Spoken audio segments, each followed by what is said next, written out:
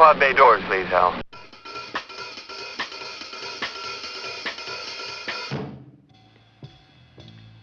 Innocence is a feeling. Awareness is a feeling. How does it feel to stop feeling? You may discover violence at a time when an entire country learns to feel nothing. America's wonderful. Wonderful, wonderful, wonderful, wonderful, wonderful, wonderful, wonderful, wonderful, wonderful. It really makes it. Paramount Pictures presents Medium Cool. Every town must have a place where phony hippies meet.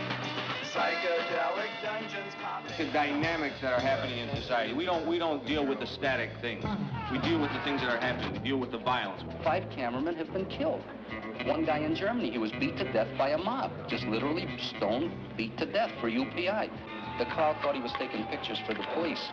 Wherever I go, I'm beat up. Get the guys with the cameras!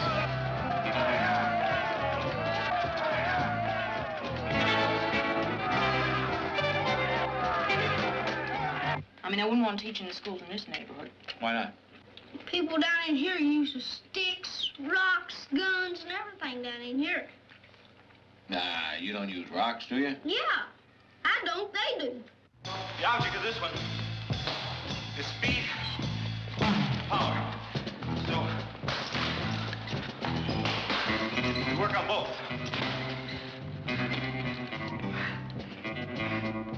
You see, really the object is to knock the other guy's brains out. The third in the series was brought to you as a public service by station WHJP News Department. Stay tuned for the Late Show, next on Channel 8. Now, I know your husband can't come charging through the door. It'd be too corny, like the Late Show. The station's been letting the cops and the FBI study our footage. Well, you're putting me on. You're kidding me. What am I, a fake? How can I go out and cover a story? It's a wonder more cameras haven't been smashed.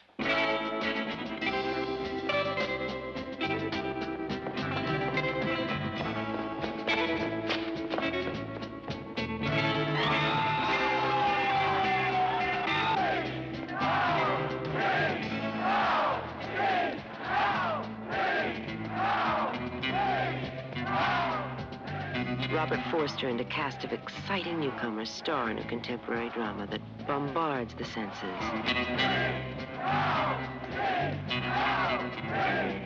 Beyond the age of innocence, into the age of awareness.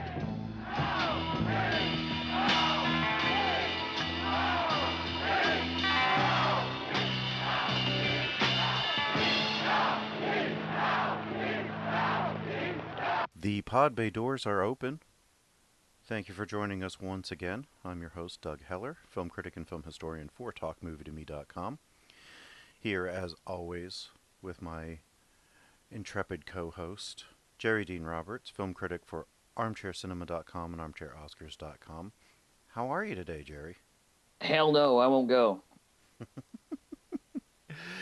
Today we are commemorating the 50th anniversary of the Chicago riots at the Democratic National Convention, which took place August the 26th through the 28th or 29th, with the movie Medium Cool, written and directed and photographed by cinematographer Haskel Wexler. This was his directorial debut. Largely, parts of it were shot during the riots. He threaded his narrative into the demonstrations and got on-the-ground real footage of what was happening there. The movie was released in 1969. Jerry, you hadn't seen this before I made you finally sit down and watch it. How do you feel about it? It is not what I expected. But honestly, jumping into any film from this era, you have to expect anything, because this was a really strange period in American film. Mm-hmm. It was not a there were a lot of experiments going on.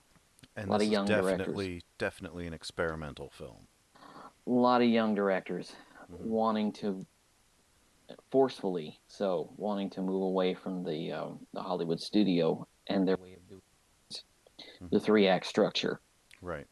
The handsome man and the beautiful woman. The idea of you have a story, you follow it, there's a conflict, you get them out of it. That was something that was being rejected. Mm-hmm. And a lot of filmmakers, Haskel Wexler, Dennis Hopper, Jack Cardiff, were trying to reflect what was going on in the country. And you couldn't do that through, Hello Dolly. Right. Right. You And couldn't do that with Dr. interesting. Doolittle. It's interesting that that's actually has been a prime contender for Turkey Month for me, Dr. Doolittle. Never seen it. Oof. It is unpleasant. On purpose. It's interesting to me that of the names that you mentioned, Wexler, another cinematographer, Jack Cardiff, who we were just talking about, did Two Lane Blacktop in, 71, I think? Mm-hmm. And Dennis Hopper, who, of course, did Easy Rider in the same year that Medium Cool was released, that at least two of them, Wexler had been working, but he hadn't really come into it until the 60s. But Hopper and Cardiff were both kind of remnants of the old guard of filmmaking. Cardiff, of course, from England, shot many of the color films of Powell and Pressburger. Mm-hmm. He was not a young man when he did Two Lane Blacktop. No, he wasn't. Dennis Hopper was a firmly established actor in the Hollywood studio system when he kind of dropped out and made Easy Rider and kind of changed the trajectory of his career. It's just fascinating to me that there were people working within this, and Cardiff worked over here too. So it's interesting that the people that were kind of in the heart of it and producing this product decided to then rebel against it along with the younger crowd of people. Wexler, of course, shot like Who's Afraid of Virginia Woolf, which was very, very innovative. Both not a fun movie. No. It was innovative in its camera work. It was innovative in its direction. It was innovative in its acting. It was quite a. It was just right for its time, but also a little ahead of it. Right. So, Medium Cool. Wexler does not try to make an easily followable linear plot. It takes a couple of times watching it to figure out where the beginning meshes with the end. If you're a kid and you've heard of this movie, if you pick up Easy Rider and you watch it, it's easier to deal with than this. Because Easy Rider is oddly structured in a classical way. Yeah.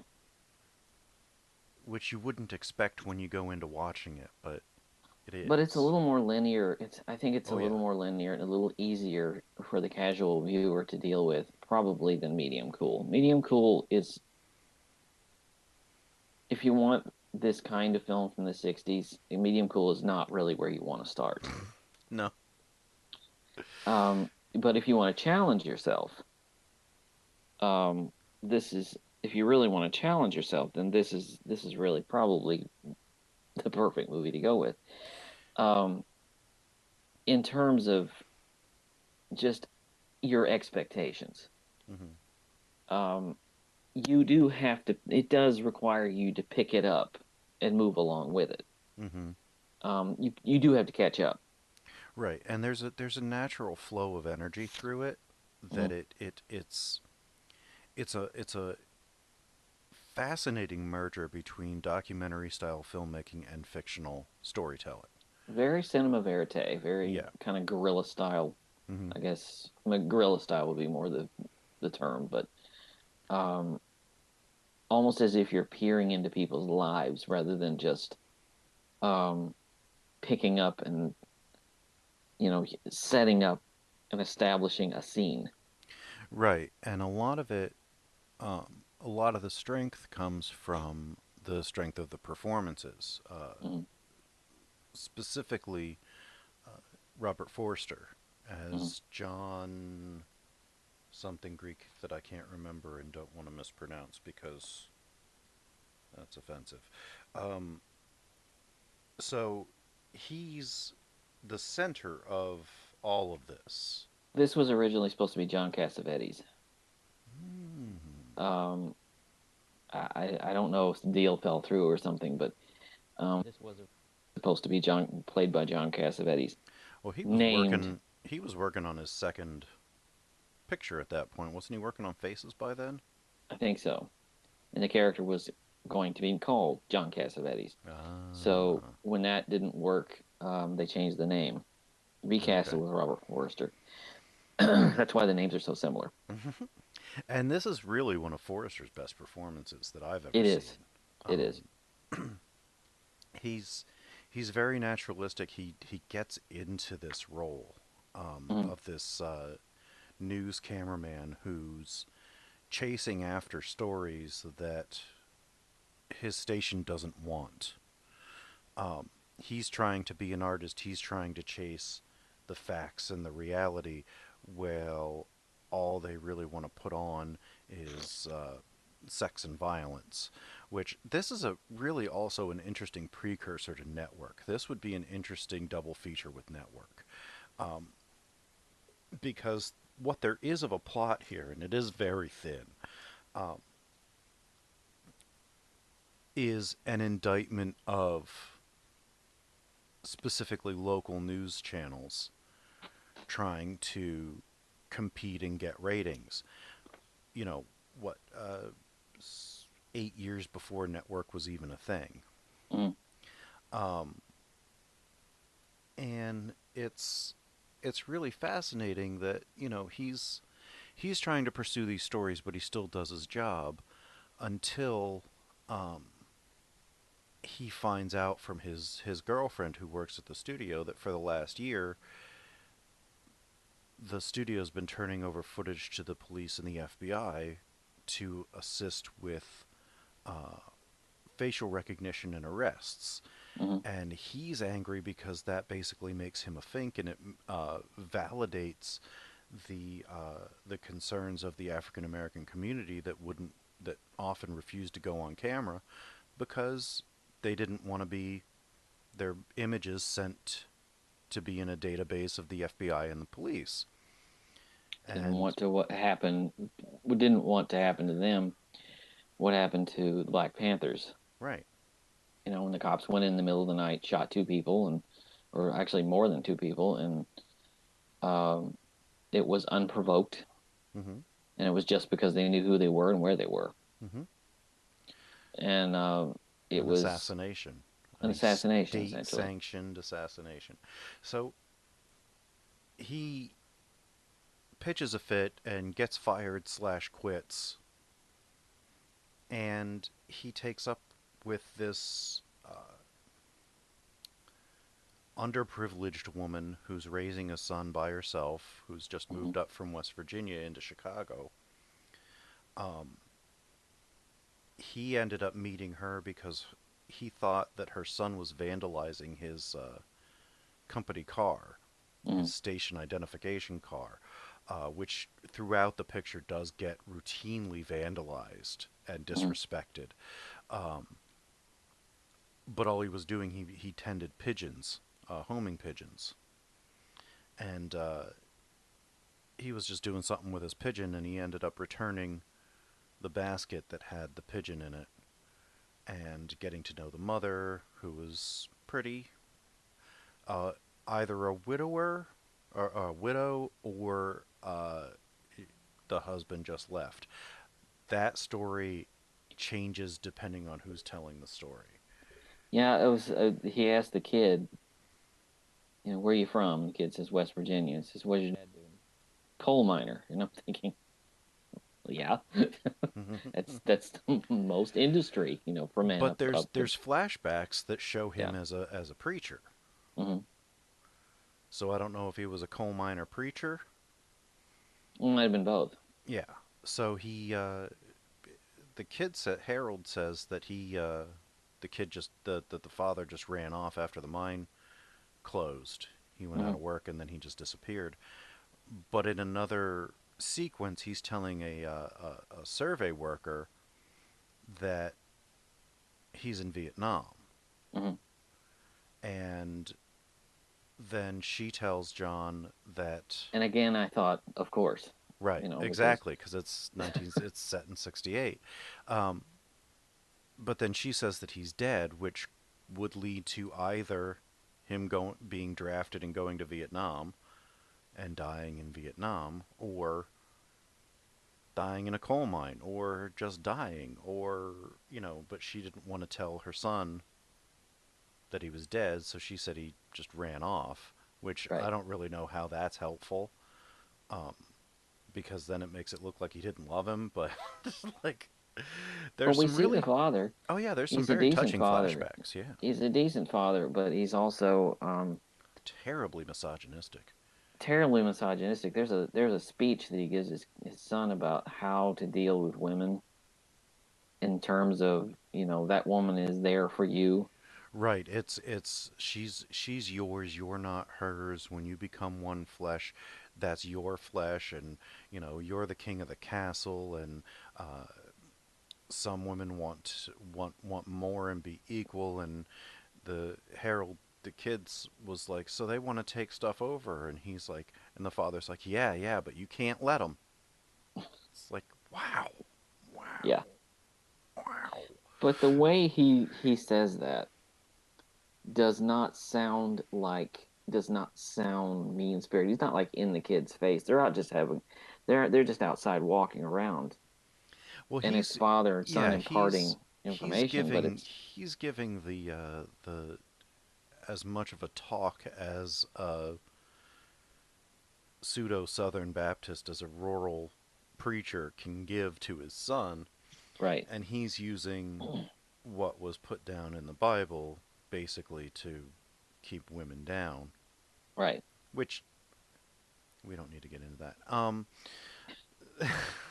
We probably should. There's a whole thing about that. Well, because back in 400 AD or whatever, when the Roman Empire was transitioning to Christianity, and they held the conference of what was going to be in the Bible and what wasn't going to be in the Bible, they tailored it to be anti-woman because they didn't want women in power, and they made Mary Magdalene a prostitute. She was not a prostitute.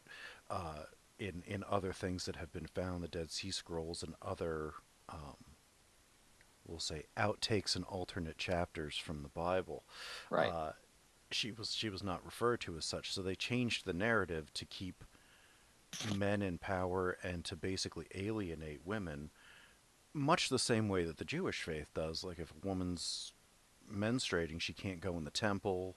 There was only a certain part outside of the temple that she could go into regardless. And the inner sanctum part where the altar is and everything, only men were allowed. That has changed in a lot of reform sects of Judaism, but there are still some that hold on to that. So he was just imparting the ancient misogyny that has unfortunately kept things so And very separated. likely imparting to this kid what his father imparted to him. Right. And it's generational. Mm-hmm. The whole thing at this point, I guess this would have been the mid-'60s when this was going on. Women were just in a different place, in a different place in terms of what their expectations had been. Mm-hmm. When World War II happened, women and minorities found themselves in a different place socially because they were suddenly in demand for work. Mm-hmm. And they were not, they were, they found a new sense of themselves. Right. They were called upon to take over the jobs that were vacated by the men going to war, and they did, and they proved, obviously, that they were quite capable and quite good at filling those More than jobs. capable. More than capable, and they didn't want to give it up because why would you want to? Why would you do something, excel at it, and then just because your husband comes home or somebody's husband comes home say, "Oh, well, this was his job, so he's going to get it back and you can go back to your kitchen." Who Well, wants to not do only that? that, but it's immediately as soon as it's over, it's like, yeah, like you say, you got to go back to, go back to where you were before. It's like, Take your shoes well, off, no, get now I pregnant, have and a go new, back to the kitchen. Yeah. now I have a new sense of myself. Mm-hmm. That's why as soon as the war is over, blacks start asking, black Americans start asking for change, Mm-hmm. and that's the bus boycotts, and that's when you get the beginnings of the civil rights movement. Mm-hmm. And what follows on the heels of that is the women's movement, Mm-hmm. because you don't want to feel like you don't want to be under somebody's foot. Right. There's no purpose behind it at No. all, No, there really isn't. and it still goes on today. Yes, it does. And a lot of what was going on at that time bleeds into this film, Mm-hmm. because the civil rights movement, which started out, really is kind of the issues were very clear. Mm-hmm. It was, for lack of a better term, black and white. They don't want to be seen as second-class citizens. They want to have the same rights as white folks, as guaranteed by law, natural law. Yeah, Sam.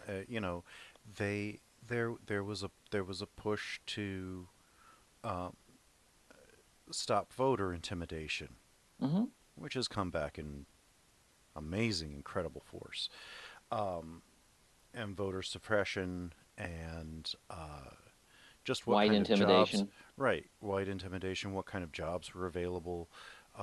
Because they were limited in what they could do. They were limited in what kind of schooling they could pursue. Um, so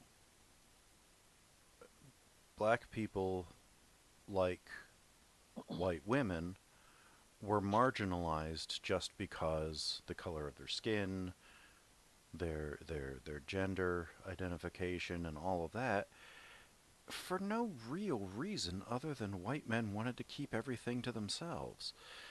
And they wanted the old way. Yeah, Thing which that was the happens. white man way. There's this thing that happens even now. We're in the 21st century. It's 2018 as we're recording this, and even now there's a contingency of people who just want the world to be 1952 again. Which, I guess economically and taxationally uh, would be great because that was like what, a 90% tax bracket for the Right. upper income it's Right, like but still, the it's like, draconian Eisenhowerian. right, but it's also, and I love how But it was people say, "Oh, well, terrible the for the 50s were so great." And it's like, yeah, 50s were great if you weren't black or gay or a woman. right. Yeah, yeah. For white men, the 50s were great. But and it all converges. The time that this movie takes place, think about this: the civil rights movement has exploded. Mhm. The um, the women's movement is gaining steam. And in the same year that this movie comes out, Stonewall happens. Mm-hmm. So it's all happening. The revolution is happening. To And the quote revolution is Almost Famous. televised. Yes. Oh, yes. It very much was. And this film is fascinating. It captures so much of that. One of my favorite sequences in the film is when he goes. There was a black cab driver who turned in $10,000 that was found in his cab, Yeah. and the police are grilling him, Interrogating him. interrogating him like he stole the money, or that he stole part of the money, or whatever. And he's like, "Well, it was $10,000," and the officer was like, "Are you sure it wasn't $11,000 or $9,000?" And the guy flippantly, brilliantly goes, "Yeah, actually, there was 9,000, but I put in 1,000 of my own." Yeah. Like, and then the cop gets mad. It's like, so John takes his sound guy, his friend, out to this cab driver's apartment, Hmm.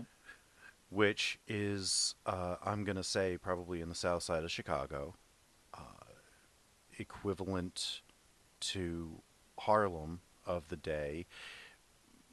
Not a lot of white folks ventured down there because they were Yeah. afraid of black people for no real reason whatsoever. Uh, so they go to this apartment, and John's trying to convince the guy to do a larger interview Yeah. because he thinks that the money's connected to crime and stuff. The money still hasn't, the $10,000 still hasn't been claimed. And he's like, well, why wouldn't it be claimed? Probably because it was gained illicitly. Mm. Because if you drop $10,000 in an envelope in a cab, chances are pretty good the second you realize it, you're going to go back and try to find it. Yeah. Very Unless much you so. don't want it traced back to you.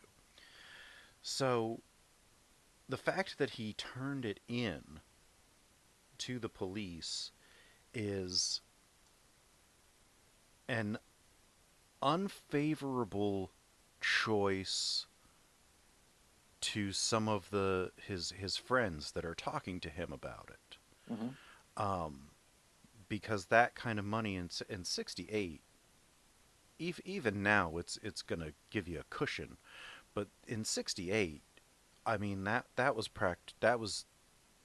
for some people, that was for high earners, that was a good salary for the year, you know.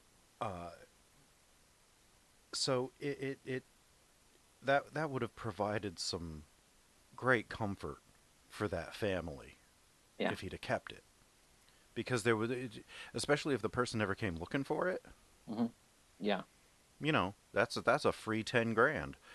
So John's trying to convince him to do a larger story, and he's just kind of talking. He's not uncomfortable being there at first, and then but the sound guy is getting kind of picked on Yeah. by a couple of they're referred to as militants in the credits, but And I was a little thrown off, by the way, because I was a little thrown off because the sound guy is played by Peter Bonners, uh-huh.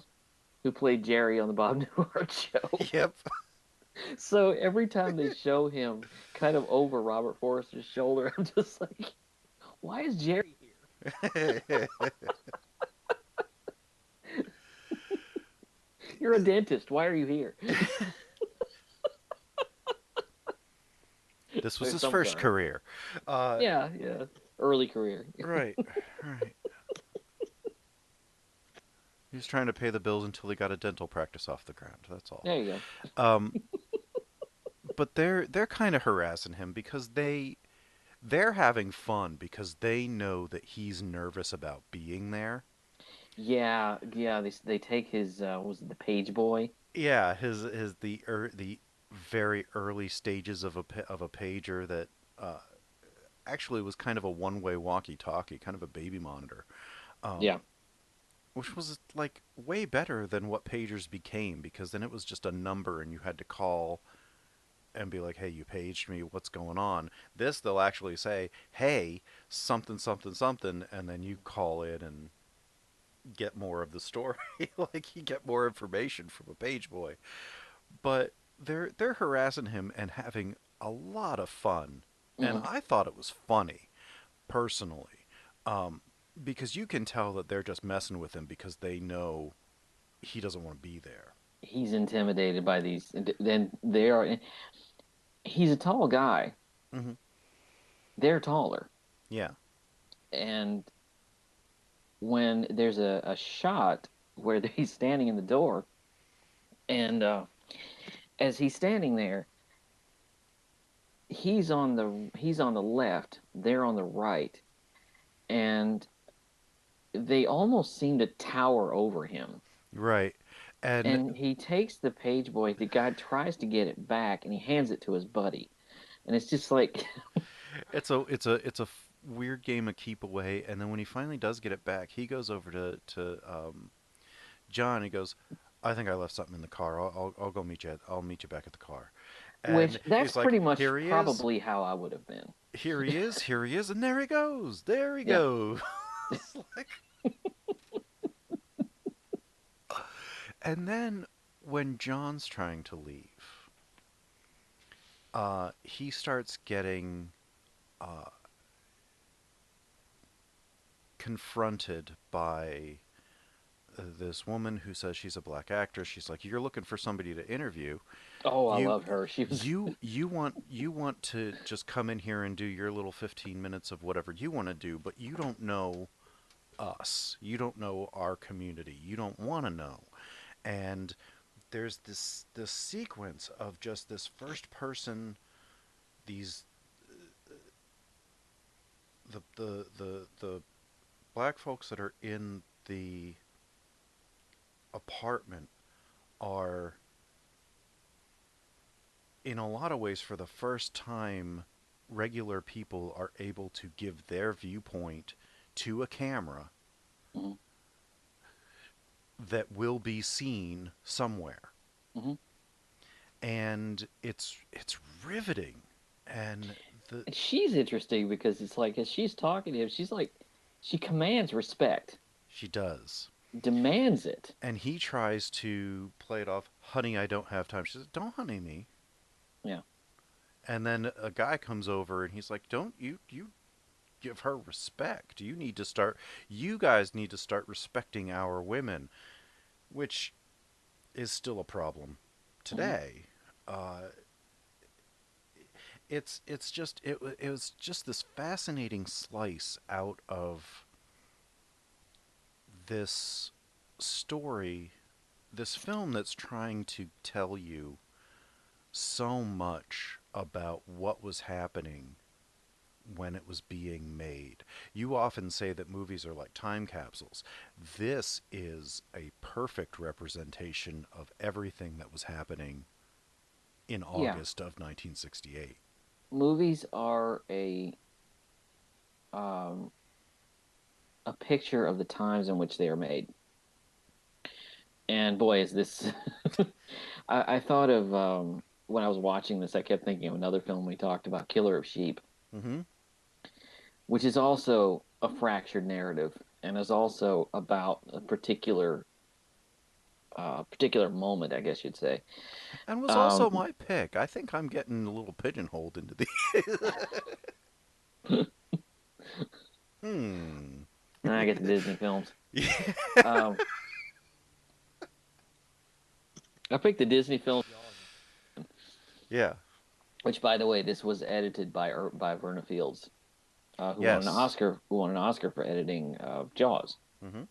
Which was her last film as an editor, 'cause she which died was her not too last long film as an after. editor. But what I'm really wanting to get to is the convention itself. This was. We are today. What is today? Today we're recording this in mid-August, just a few days away from the anniversary of this event. Kids, if you don't know, this country was just divided, not in half, This was divided, and this country was divided into like 10 different ways. It was shattered, It was and shattered. this is the ending here is around the Democratic National Convention that in June would have been nominating Bobby Kennedy. Who didn't really want to run, who at first didn't want to run for president. Right, but he ended up winning late in the primaries in California, and he was assassinated not long after he won the California primary. Early in the first week in June. Right. He a lot of these guys did not want to run on the Democratic ticket. The Tet Offensive changed a lot of that. Oh yeah. It changed a lot of the perspective on the war. It changed a lot of attitudes about the war, particularly in the halls of power, because it made a lot of people believe that this thing could not be won. This was a futile effort. This was just a bloodbath, and it was not going to go anywhere. And Lyndon Johnson, who was president at the time, chose, and this was a thing that doesn't really happen much anymore, but the president could choose who his successor would be on the ticket, and he chose his VP, Hubert Humphrey, and when he did, he took him down to his ranch, stuck him on a horse, put a cowboy hat on him, and took a picture of him, just to show that they were, kind of on equal footing. But really, it was all it ended up saying was, okay, Hubert Humphrey is basically your boot lackey. He's your he's your puppet. He was well known in the Senate as being one of the earlier lions of the left that Ted Kennedy ultimately became during his tenure in the Senate. But he was really kind of a milquetoast he was not a forceful person. He had run for president in 1960 against Kennedy in the primaries and was soundly defeated. And he wasn't charismatic enough to fight the bullying of Tricky Dick Nixon. Well, when he was forceful enough that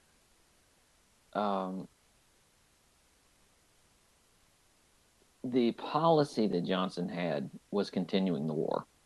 Right. If Johnson had decided to run for re-election and wasn't primaried and he got to square off against Nixon, that would have been a hell of a thing. Yeah. Johnson was not meek-mouthed at all, and Nixon, if you watch... That would have been fascinating. I know. They asked Hubert Humphrey in a press conferences, what are the president's policies?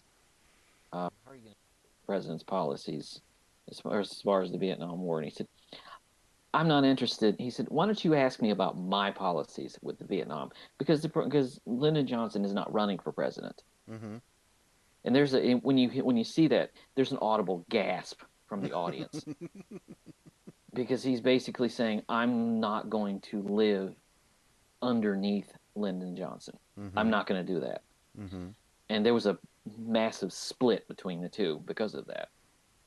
And there was also the Vietnam issue was dividing the party, because you had the one side that was rallying to support it, which was Johnson, which was Hubert Humphrey. On the other side, you had Eugene McCarthy, who was installed as a candidate because he was the anti-war candidate. And it was so splintered. And in the middle of it was Bobby Kennedy, who didn't want to be the anti-war candidate. He also didn't want to be the pro-war candidate. Right. He didn't want any part of it. I mean, because he was the former Attorney General under under Kennedy, and I think for a little bit under Johnson too. For a little bit, yeah. Although Lyndon Johnson hated Bobby Kennedy. Yes, he did. I mean, vehemently. Yeah. But excuse me, they it had fractured the party, and it was the anti-war movement was in so many different parts, so many different places, both in the halls of power and in the protest movement. But I believe firmly that Bobby would have won the election. Oh, absolutely. I believe he would have won the election. Yeah. And wouldn't it have been interesting to watch Richard Nixon lose the presidential election to another candidate? Both times he runs, both times he loses to two different brothers. Kennedy, you know, that would have been fascinating. That would have been, and Bobby was a little bit more visibly charismatic. JFK was charismatic, and he could smile and laugh and tell a joke, but it took a while for him to relax into candidacy. Yeah, because Jack was still his campaign was still being manipulated by his father. Mm-hmm. Bobby, not so much. Right. But I've often thought about and not only regretted that he was assassinated at such a young age. It was the early 40s, but that we were denied the opportunity to see him debate Nixon. Yeah. And beat him. I would love to have seen him in a debate, because Bobby Kennedy had a volatile temper. Yes, he did. He had that stereotypical Irish temper. He could fly off the handle, drop of a hat, while the hat was dropping. Right. Right. Like, but he won. He had just won the California primary, and that night he was murdered. Mm-hmm. And it, unfortunately, it fell to Hubert Humphrey, who just didn't have the presence of. Right. Who just didn't have the presence. He didn't generate the excitement that Bobby Kennedy did. He didn't. He didn't inspire. The loyalty, especially of the younger Democrats, the younger liberals. He looked like your uncle. Yeah. You know? Yeah. He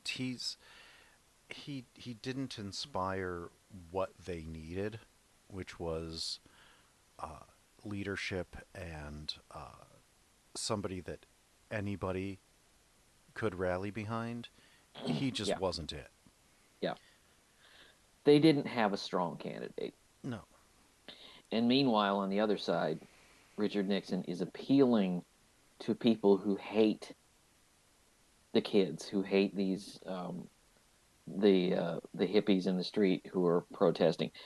He appeals to the silent majority, and I hate it when they do this. It always bugs me when a candidate does this. They start beating the podium about law and order, which always says to me, always a dog state. Whistle of racism. It always says to me, police state. Mm-hmm. And it always bugs me when I hear that, because it's like, what you're saying is that you want a more orderly society, but underneath it, what you're saying is you want to be able to let loose the dogs to bust some heads. That's what I hear. Mm-hmm. And that is what happened in Chicago. Yeah. Chicago was being run at the time, of the '68 DNC convention. The mayor of the city of Chicago was Richard J. Daley, who was the last of those old He was just awful. It was the last of those, the buck stops here, big city bosses. Mm-hmm. You know, Mob ties and all that kind of stuff. yeah, the way that this city will be run is basically comes from the force of his will, Mm-hmm. not from any kind of Legislation or democratic process. That's right, democratic with a small right. d. And Richard J. Daley manipulated this idea because the kids were all coming to Chicago to protest. Mm-hmm. They had asked for permits to be able to protest, and the permits were stalled, and on purpose. Mm-hmm. The taxi drivers were on strike. Bus drivers were on strike.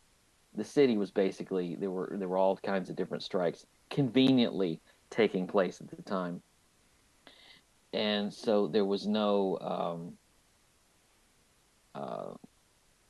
I guess you could say there was no out. There was no way. It was just it was all manipulated. The police were sent out into the street with um, the explicit understanding you can bust some heads. Right. And there's actually a really cool. There's a good line in uh, in Medium Cool. I think it's at the end. Um, but it's an older sounding gentleman that you don't see him, but he says, I was right with them, saying that the young people didn't understand what was going on and that it couldn't be like this, and then until I went down there and I found out that the young kids were right. And somebody said, well, what led you to that? He said, I got gassed Mm-hmm. for just walking around. Like, they this was intentional militarism. This the Police state. Yeah, the police state, the demonstrations that started in the mid to late 60s um, were basically the beginning of the militarized police force that we have today. Right. Um, and down to the army actually bringing in tanks. Why do you need a tank for people holding a sign? Right. Right. Why do you need a tank for any of this stuff? I mean, this isn't Tiananmen Square. This isn't, you know. They didn't even really need it in Tiananmen Square. No, they didn't. But this is not Birmingham in the '60s, and it was just it's ridiculous. And I think they what they were ultimately doing was they were basically trying to create the situation that ultimately took place. mm-hmm. You know, They and wanted to blame the violence on the protesters. Sound right. familiar? Yeah. When all it really ended up being was that they went in there with the explicit knowledge that they were going to just beat these people up and wanted to frame it so that it looked like the demonstrators were getting violent. And those tactics are still used today, as we've seen with Ferguson, Missouri, and various other places across the country protesting the unnecessary violent police inflicted deaths on typically unarmed black men and women. And in this case, if you look at it, if you look at the old footage, basically it's set off by Richard J. Daley being on the podium and saying, as long as I'm mayor of Chicago, there'll be law and order in the streets of Chicago. And his idea of law and order was put gas masks on, put helmets on, send them out, and let them bust some heads. The kids went to the park because they couldn't go anywhere else. They retreated to the park. And on the first night that this was going on, they were they were throwing tear gas into the park. And one of the witnesses said, he said it was like something out of a science fiction movie. He's like, you get this bright light, and you get all of this smoke, and then out of it step these men with clubs and their masks and helmets. Mm-hmm. It looks like some science fiction movie. Right, And then they couldn't get back out, and then the kids couldn't get back out. right, and in the movie, you see the footage of being in the park, and there's people just laying down on the grass, and just people there, and they're like, "Please leave the park. You're in violation of the law." It's like, well, what law prevents the public from going to a public park? Mm-hmm. Tell me the law that I'm violating. Yeah, yeah. Because I can't imagine that being a thing. So, and to rejoin the movie with all of this happening, these things going on in the streets, uh, the woman that John was involved in, her son is missing. Harold wasn't there when she got back from a party that she was at with John. Yeah. And she goes looking for him through all over the streets and everything, and ends up getting pulled into this march. Yeah. She's just looking for her son, but she's getting routed and corralled, really, with this protest that she has nothing to do with. She just wants her son back.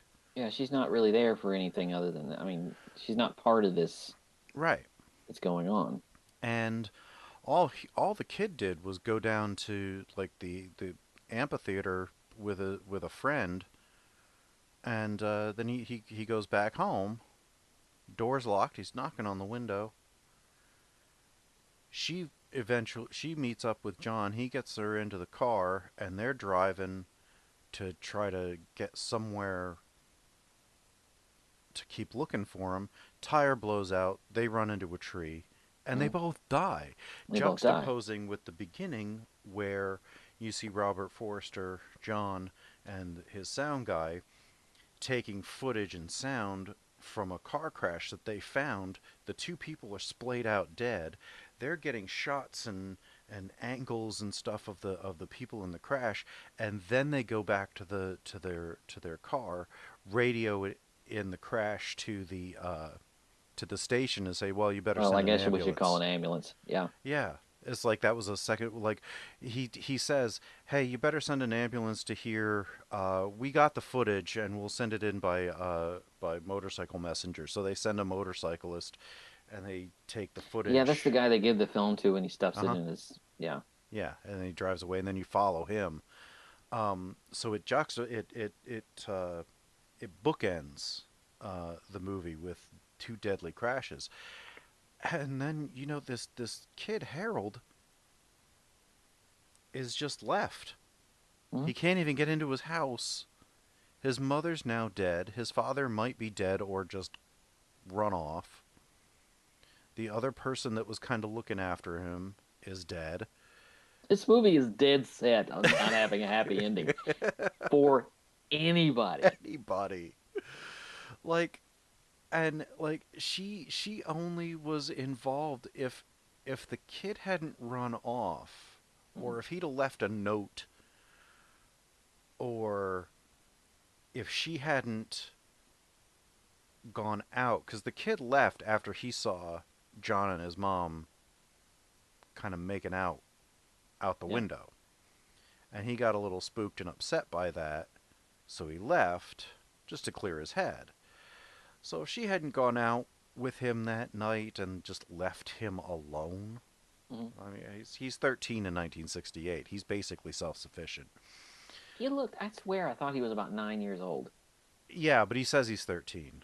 Yeah, he might only be 9, but who knows how much of what he was telling that woman was true. Right. It's a bleak portrait of generational poverty. Mm-hmm. Because The father, when you see him in flashbacks, you know that he probably most likely came from poverty.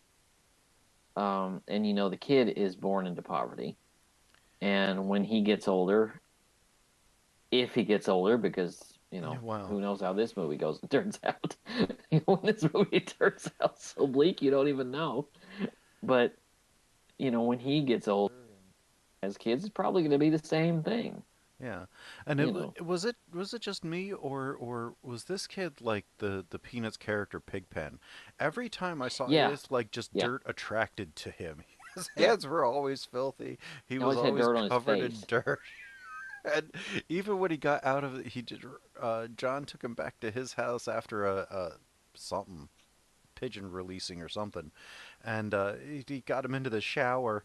He gets out. I think in the next shot, he's got dirt on him. I'm like, Yeah. where is he getting all this?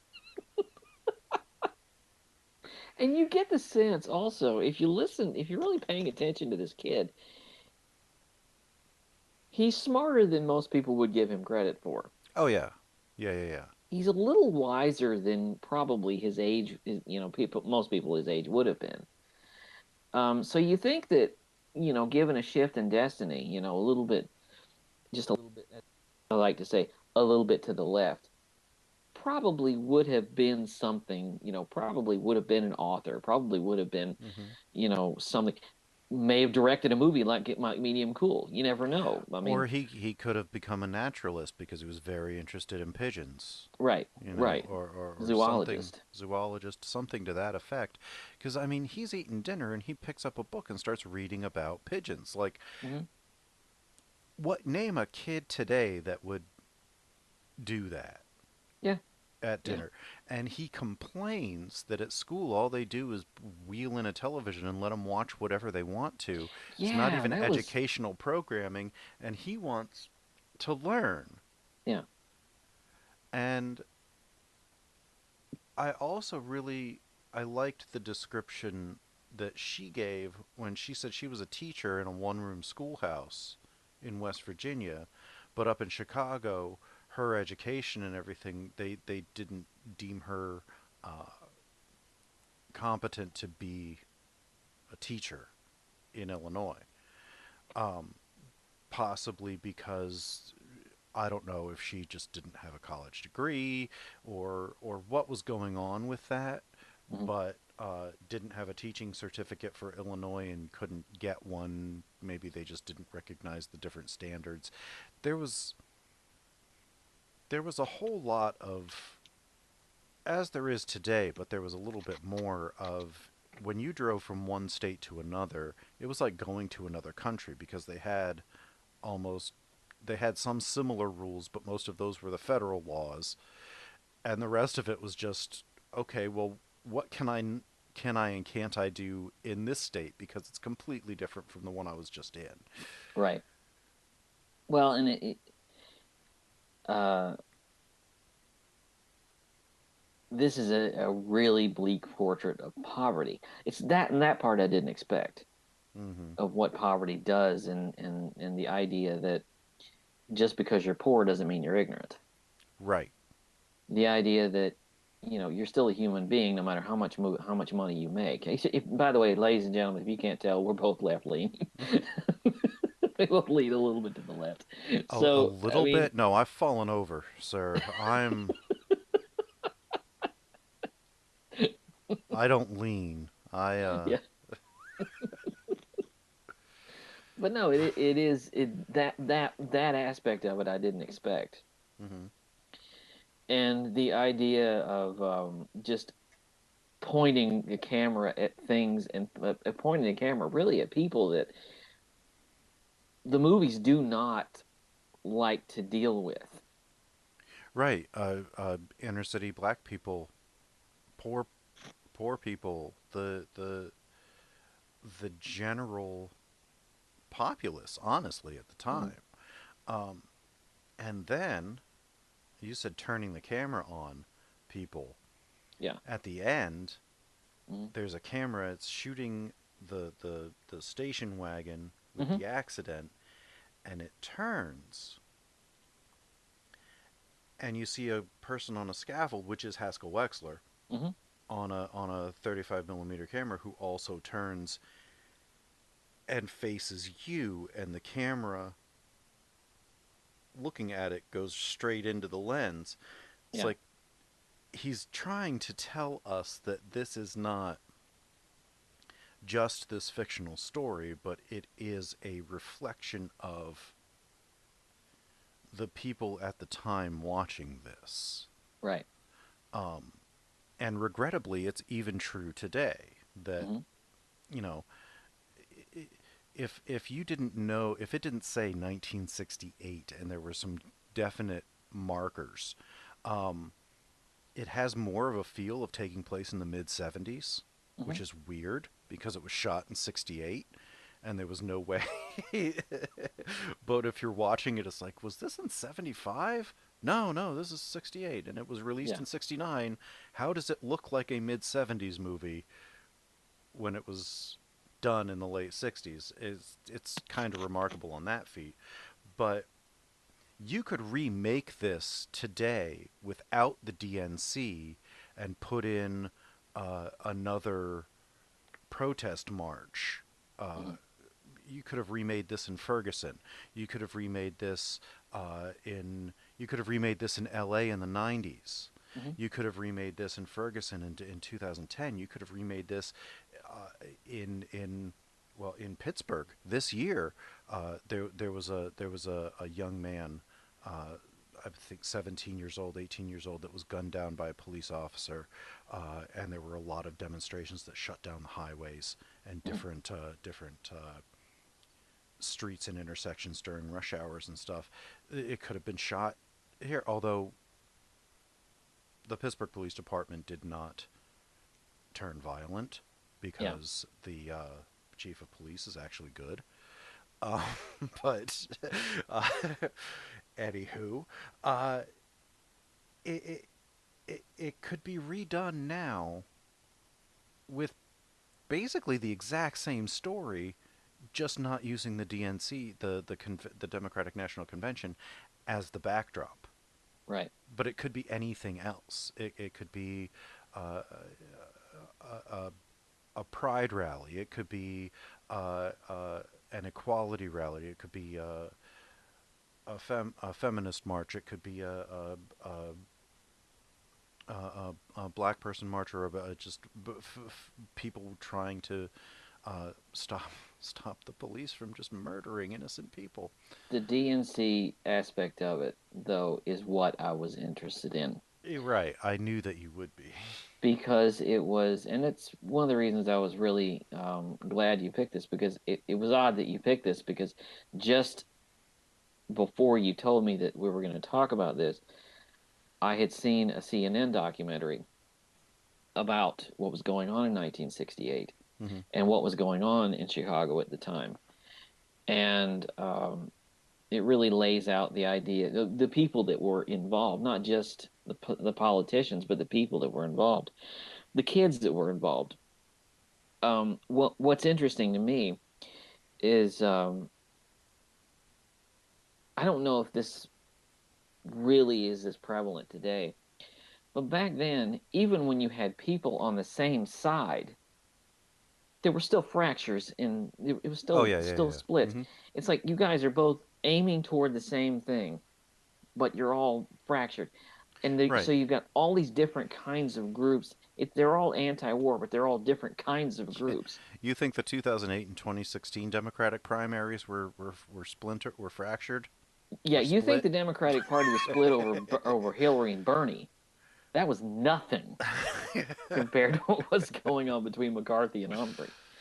And but I love all of these little groups, these little hippie groups that were so. My favorite is the Yippies, who were this little group of anti-war protesters formed by Jerry Rubin and Abby Hoffman. Basically, an anarchist group. They really had no interest in ending the war. They just wanted anarchy. They just wanted everybody to go to the desert and have a love-in. And it was one of those things that was just they were sitting around and they were smoking grass and they just came up with a name and just decided to go to Chicago and have a protest.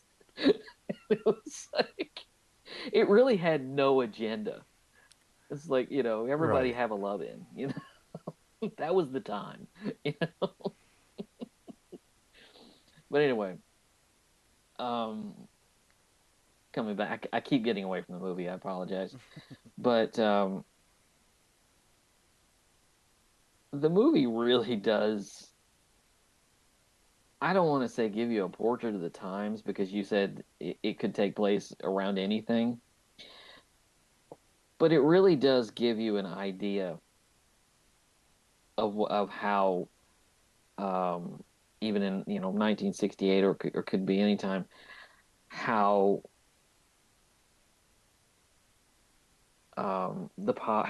really how poverty works, how the divisions work, and things like that.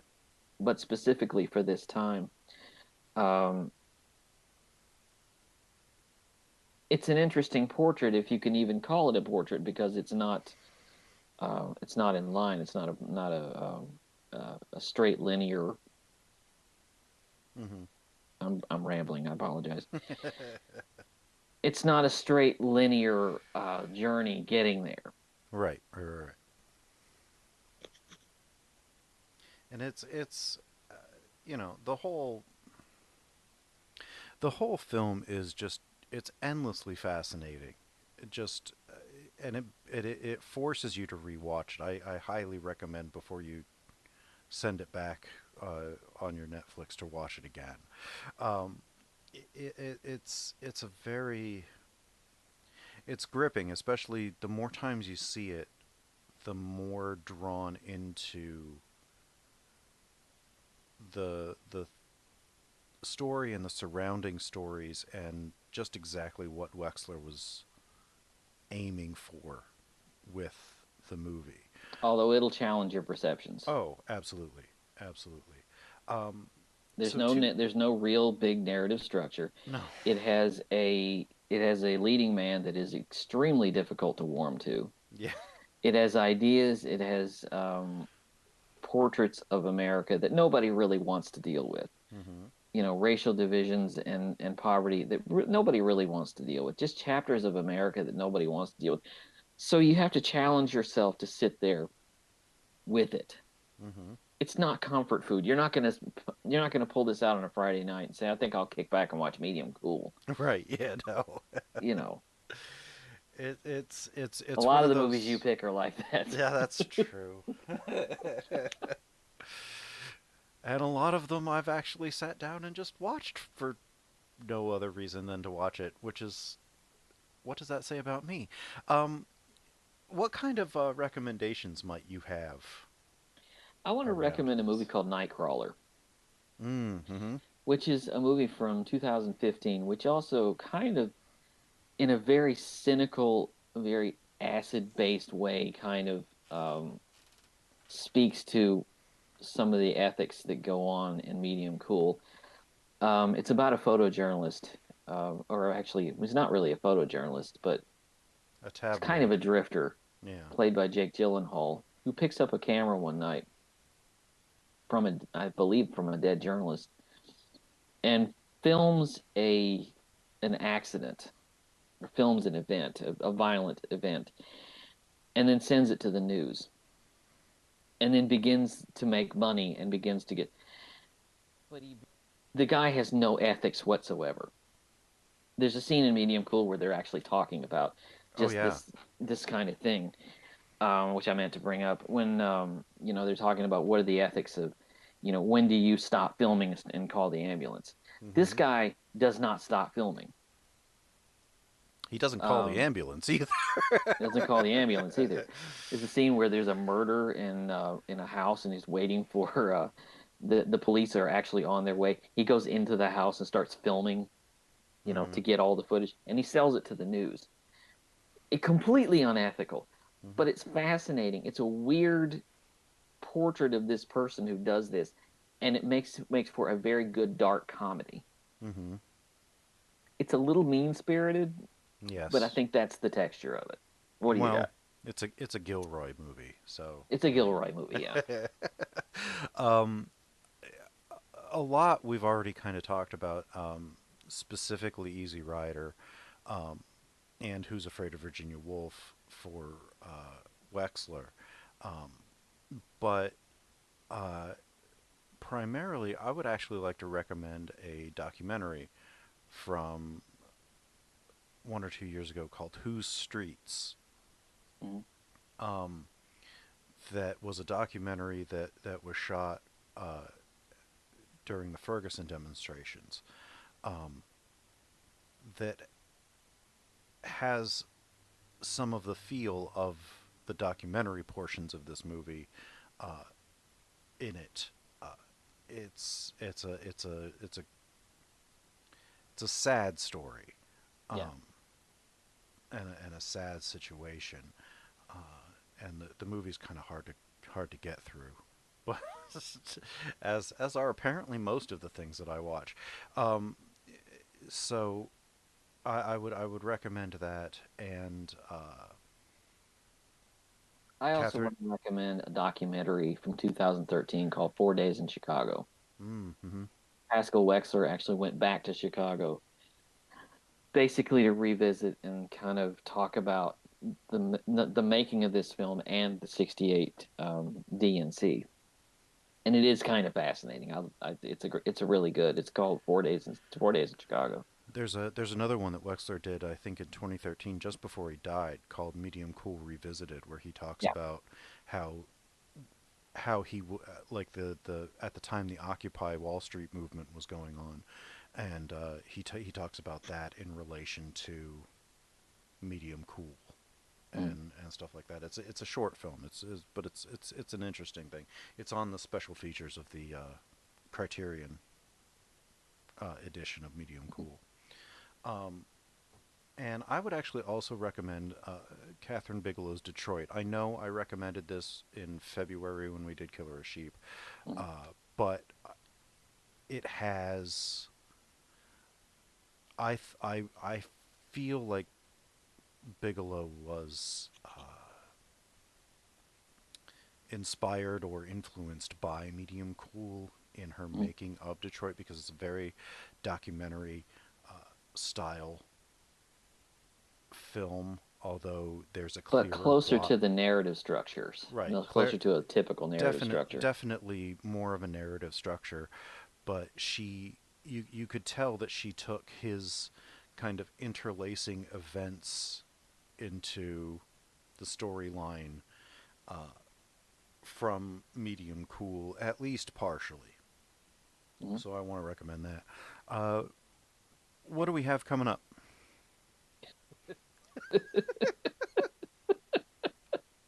Next week we're going to turn the tables again, and we're going to talk about. Next week is part 3 of and the conclusion of our journey through the Disney Renaissance. He picks the dark corners, I pick the lighter ones. That's right. This is our version of Counterpoint. We're going to talk about the last 3 films. We're actually going to skip over one of them because we already talked about Hunchback of Notre Dame. Right. We're going to talk about Hercules, we're going to talk about Mulan, and we're going to talk about Tarzan. And that's next week. Yes. And after that? What are we talking about after that? Nashville. We're going to be talking about. Is this our first trip through Robert Altman? Yes. The first trip through Robert Altman. We're going to be talking about 1975. 1975's Nashville, which I dearly love, and everybody else seems to have forgotten. Excellent movie. I usually like to pick off the beaten path if we're going to introduce a filmmaker to the series, but Nashville. Or sometimes that just happens because. Well, that's true too. Yeah, so then Nashville, and then after that is your pick, which you finally go a little drabber with The Remains of the Day, the Merchant Ivory picture from '91. Heartbreaking film. Yeah, God. You're just trying to keep up, aren't you? I'm just trying to catch up. Well, I haven't picked a Swedish film yet, but. I'm 2 up on you, and we got another one coming in December. All right, take us home. All right. Thank you so much for listening to the Pod Bay Doors podcast. On behalf of myself, film critic and film historian for TalkMovieToMe.com, Doug Heller, and on behalf of Jerry Dean Roberts, film critic for ArmchairCinema.com, ArmchairOscars.com, and OverThinkingOscars.wordpress.com. You can find all of our back episodes on www.thepodbaydoorspodcast.wordpress.com. You can find us on Twitter at pod_bay. You can also find us at Patreon at pod_bay, where you can throw a tip into our virtual tip jar. Let us know that you like what we're doing. And if you can't manage that, there's no subscription fee, so anything that you deem appropriate. But if you can't do that, then we just ask to tell your friends. Word of mouth. Word of mouth. Get knowledge of us out into people's minds instead of just out into the ether. We would greatly appreciate that. If you have any recommendations, please let us know in the comments. We would love to take on something that you have recommended. That about wraps it up for this episode, and the Pod Bay doors are now closed. The mission has been completed.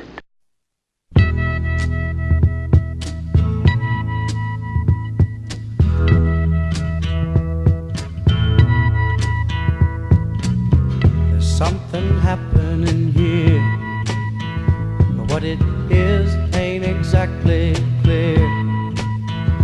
There's a man with a gun over there, telling me I got to beware. I think it's time we stop, children. What's that sound? Everybody look what's going down.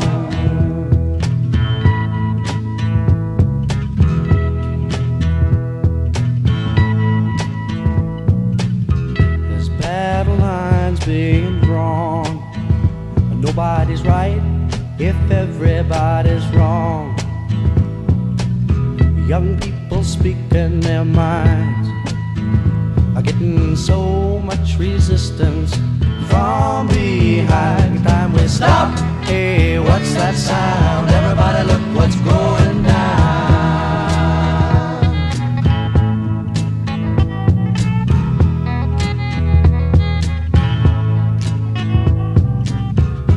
What a field day for the heat.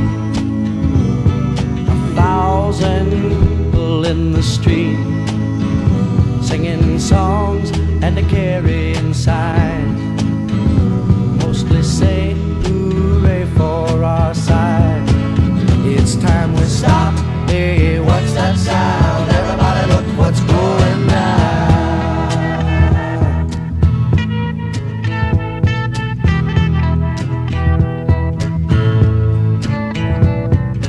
Paranoia strikes deep into your life, it will creep. It starts when you're always afraid. Step out of line, the man come and take you away. We better stop. Hey, what's that sound? Everybody look what's going down. Stop.